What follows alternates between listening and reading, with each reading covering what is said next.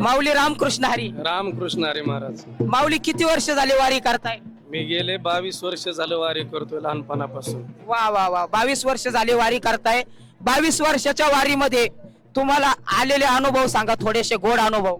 अनुभव असा आहे की घरातून निघतानीच एक ओढ लागते की आता आपल्याला 8 दिवसांनी जायचं वारीला, 4 दिवसांनी जायचं वारीला. आणि मुळातच घरामध्येच परमार्थ असल्यामुळं ही वारीची परंपरा माझी लहानपणापासून आहे. आणि दुसरी गोष्ट, वारीमध्ये आल्याच्या नंतर आपल्याला वारकऱ्यांची सेवा घडते. नवे नवे आपण साक्षात ज्ञानोबरायाच्या सोबतीमध्ये आपण ही वारी करत असतो.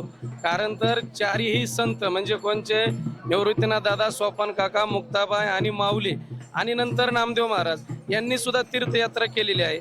आणि त्या संतांच्या संगतीमध्ये आपण परमार्थ करतोय, हेच आमच्या जीवनातलं भाग्य आहे. वा वा वा वा. आणि 22 वर्षाच्या वारीमध्ये तुमच्यात घडलेले काही एखादा 2 बदल सांगू शकता का?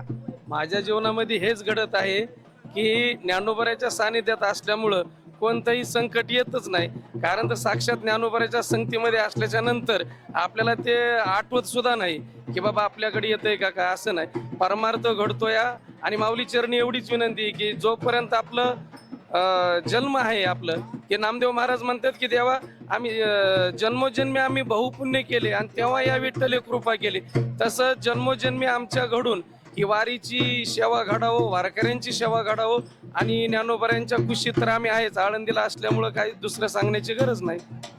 आणि शेवटचा प्रश्न राहिला माऊली, वारी करत असताना आजकालच्या या भरकटलेल्या तरुणांना दिशा मिळण्यासाठी तुम्ही काय सांगू शकता? मी एवढंच बोलू शकतो की ह्या चालू परिस्थितीमध्ये जर आपण तरुणांकडे जर पाहिलं तर तरुण हा भरकटत चाललेला असतो. कारण त्यांना ना वलय नसतो. वलय म्हणजे घरातूनच परमार्थ कोणाच्या कमी असतो. आणि वारीमध्ये आल्याच्या नंतर प्रत्येकाचं व्यसन सुटतं. आणि दुसरी गोष्ट, वाईट विचार येत नाहीत. याच्यासाठी तरी परमार्थ किंवा वारी करावा माणसाने. आज तुमच्याकडेच पाहिल्याच्या नंतर आम्हाला वाटतं की आम्हाला पांडुरंगाचं दर्शन झालं.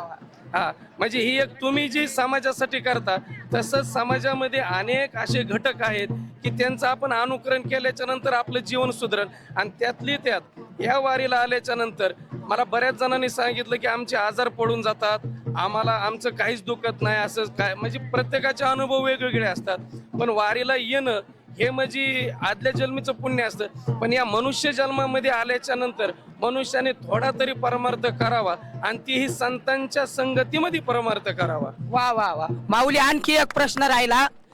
आजकाल वारीमध्ये भरपूर तरुण येताना दिसत आहेत, पण असं कुठंतरी बघायला मिळतं की हे तरुण मुलं आई वडिलांची सेवा करत नाही. त्यांच्यासाठी काय संदेश द्याल?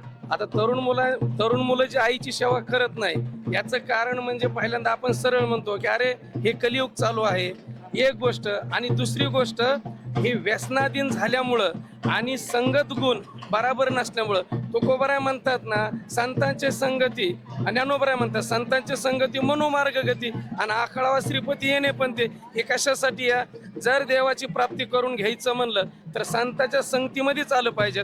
तसंच एखाद्या वाईट विचारापासून जर आपण प्रवृत्त व्हायचं असेल तर आपल्याला सुद्धा आपले मित्र चांगले पाहिजेत. आपल्याला माळकरीच मित्र पाहिजेत. चांगल्या विचाराची, पॉझिटिव्ह विचाराची जर व्यक्ती आपल्या सानिध्यात असेल तर आपण चांगलं वागू शकतो. राहिला प्रश्न आईबापाचा प्रश्न म्हणजे काय आहे, या आपण एखाद्या छोट्या छोट्या गोष्टीच्या कारणाचं जर आपण प्रागटीकरण जर मोठं केलं तर ती भांडणं होतातच. आणि माझी एक विनंती की तरुण मुलांसाठी की आई बापाची सेवा तुम्ही करा. जसं पुंडलिक रायांनी जसं आई वडिलाची सेवा केली, परिणाम काय झाला? साक्षात जगाचा बाप तिथं दर्शनासाठी आला, पांडुरंगाला दर्शन देण्यासाठी, पुंडलिकाला दर्शन देण्यासाठी आले स्वतः देव. म्हणजे आई वडिलाची सेवा केल्याच्या नंतर सर्व तीर्थयात्रेला आपण गेल्याचं पुण्य भेटतं. आणि दुसरी गोष्ट की जी वृद्ध आश्रम ही निघतात, ही केवळ म्हणजे जी आपली लहानपणापासूनच, जसं एखाद्या झाडाला शॉपलिंग आपण करतो की ती वळण चांगलं येण्यासाठी, तसंच तरुण मुलांना बी आपण नावं ठेवण्यापेक्षा त्यांच्या पालकांकडे जर आपण विचार केला तर त्यांनी सुद्धा लहानपणापासून जर त्यांचं चांगल्या पद्धतीने संगोपन केलं, त्यांना लहानपणीच माळ घातली, त्यांचं नाव ठेवतानाच ज्ञानोबा तुकोबा ठेवलं, तर मला वाटत नाही की ती मुलं पुढं बिघडतील म्हणून. वा वा वा वा वा. कशाला रिकामा फिरतो, तुझं घरच नाही का तीर्थ? आई बापाला उपाशी मारतो, सांग ना आशाने निघेल का जेवणाचा अर्थ? तुझं घरच नाही का तीर्थ, कशाला रिकामा फिरतो? माऊलींनी खूप सुंदर मुलाखत दिली. आता भेटू पुढच्या मुलाखतीत, तोपर्यंत राम कृष्ण हरी.